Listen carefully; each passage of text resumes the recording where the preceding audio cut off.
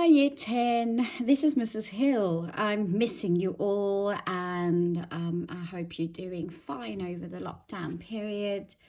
I'm sure it's not that easy trying to work from home. I'm struggling myself. Anyway, this is just a quick video.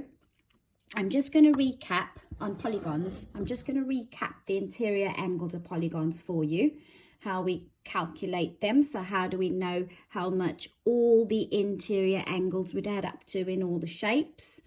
Remember that polygon, the word polygon means many. So poly meaning many sided shapes. So there are special names for the polygons. So you know that obviously a four-sided shape would be a quadrilateral. So don't just assume it's a rectangle. A rectangle is a special name for a quadrilateral, a type of quadrilateral. A five-sided shape is a pentagon. Six-sided shape would be a hexagon. Seven-sided would be heptagon, eight-sided octagon, nine-sided nonagon, and a 10-sided shape would be a decagon. 11-sided hendecagon and 12-sided dodecagon. They don't normally go beyond those, okay? Now, interior angles are angles which are inside the shapes.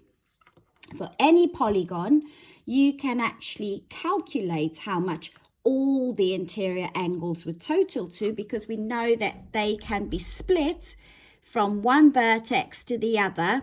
So don't try and split anywhere. So if this was my quadrilateral, I can cut the shape up into two triangles, which means in a triangle I've got 180 degrees, because I've got one angle there and another angle there and another angle there, and all angles inside any triangle total to 180 degrees.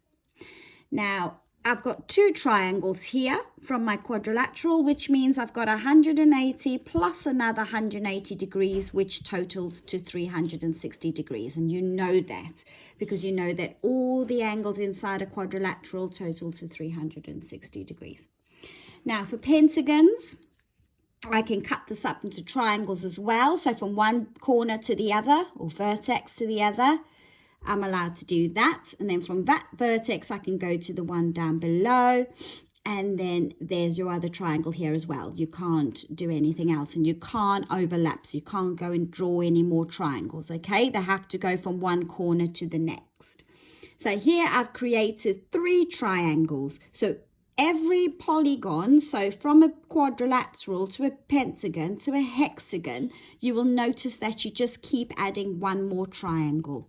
So 180 degrees plus another 180 plus another 180 is literally 360 plus 180 degrees, which should give you 540 degrees for all the angles, their total interior angles. So the sum of the interior angles will be 540 for a pentagon. Well, how do you think, or what do you think we would get for all the angles inside this hexagon? Yeah, just add on another 180 to 540, and then we should get 720 degrees. Let's check. So we've got one triangle here that calculates to 180 degrees. Then we've got another triangle there, and we should have four triangles for a hexagon. That's 180, and there's another 180. So it's double 360, which is 720 degrees.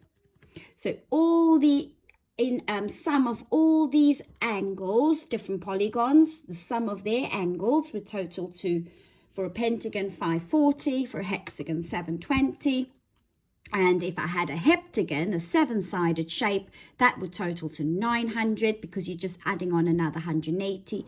A 10-sided shape would be 1080, because you're just adding on another 180 to the heptagon. And then you have an octagon, of course, which is 1080, and then a nonagon would be another 180 plus 1080, and so on. Okay, so these are the sum of all the interior angles for these polygons. All right, now I also wanted to discuss how we would find one interior angle. So one of these, if we've got the sum, which is 540 degrees for the pentagon, we know that in a pentagon there are 5 sides, so there should be 5 angles. There's one here in that corner, one in that corner, 2, 3, 4, and 5. So there's 5 interior angles in our pentagon. So we've got to do 540 divided by 5, and that would be 5 into 5 is 1, 5 into 4 doesn't go, so that becomes 40, and 5 into 40 is 8, so 108 degrees. So we know that one interior angle for the pentagon is going to be 108 degrees, because all you're doing is you're taking the total and you're dividing it by 5, because you have 5 angles. Now for a hexagon you've got 6 sides, so you're going to have 6 angles. 1, 2, 3, 4, 5, 6, so that's 720 must be divided and split by 6. And this only works if you've got regular polygons, by the way. Regular meaning, if you see little dashes on the lines, that means that all the lines are the same lengths. I know mine aren't accurate because that's my drawings, but if they are regular polygons, all the angles should, each one of them should be the same amount, which are 108 degrees. But you can also get irregular shapes.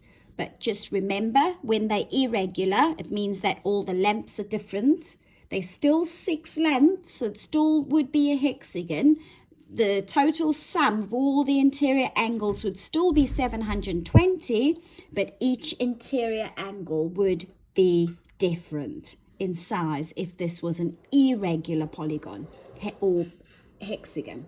Okay, so just remember that. So you would just make sure to find the missing angle, for example, that you would add up the 5 angles which are there. They will not be the same, and you will take them away from 720 to find the missing angle, the size of the missing angle. Okay, and that works for irregular polygons. Okay, right, I'm going to pause you there, and then we're going to start back on exterior angles of polygons.